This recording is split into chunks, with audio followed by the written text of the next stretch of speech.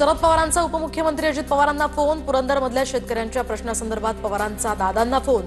पुरंदर विमानतळाबाबत शेतकऱ्यांशी बैठक घेऊन प्रश्न मार्गी लावण्यासंदर्भात दोघांमध्ये संवाद झाल्याची माहिती। महापालिका निवडणुकीच्या पार्श्वभूमीवर ठाकरे गटात अस्वस्थता वाढली तर ठाकरेंच्या शिवसेनेचे निम्मे नगरसेवक शिंदेंच्या सेनेत 2017 ते 22 या काळामध्ये 50% नगरसेवकांनी ठाकरेंचा पक्ष सोडला। अजित पवारांनी जिल्हाधिकाऱ्यांना ठणकावलं तर मी तुम्हाला अर्थमंत्री म्हणून सांगतो, जो निधी लागेल तो मी देईन, मात्र काम कुठेही कमी पडू देऊ नका, नाहीतर जनता तुम्हाला आणि आम्हालाही जोडानं मारेन।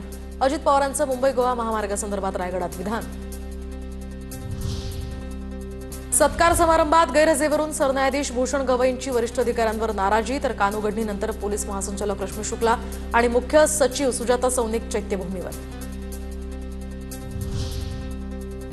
संसद रत्न पुरस्कारात महाराष्ट्राची बाजी, 7 खासदार संसद रत्न ठरले। सुप्रिया सुळे, अरविंद सावंत, नरेश मस्केंना संसद रत्न पुरस्कार जाहीर तर श्रीरंग बारणे, स्मिता वाघ, मेधा कुलकर्णी आणि वर्षा गायकवाड यांनाही संसद रत्न पुरस्कार।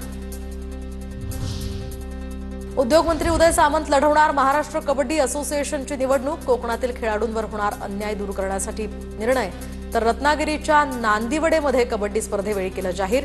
उदय सामंत सध्या रत्नागिरी जिल्हा कबड्डी असोसिएशनचे अध्यक्ष। नागपुरात फडणवीसांच्या उपस्थितीमध्ये तिरंगा रॅलीचं आयोजन। भाजप आमदार आशिष देशमुख यांच्या सावनेर मतदारसंघात ही तिरंगा रॅली।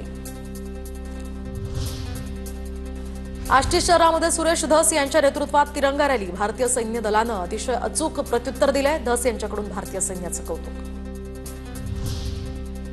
डोंबिवलीमध्ये महायुतीकडून भव्य तिरंगा रॅली। आमदार रवींद्र चव्हाण, आमदार राजेश मोरेंसह कार्यकर्ते आणि पदाधिकारी या ठिकाणी उपस्थित।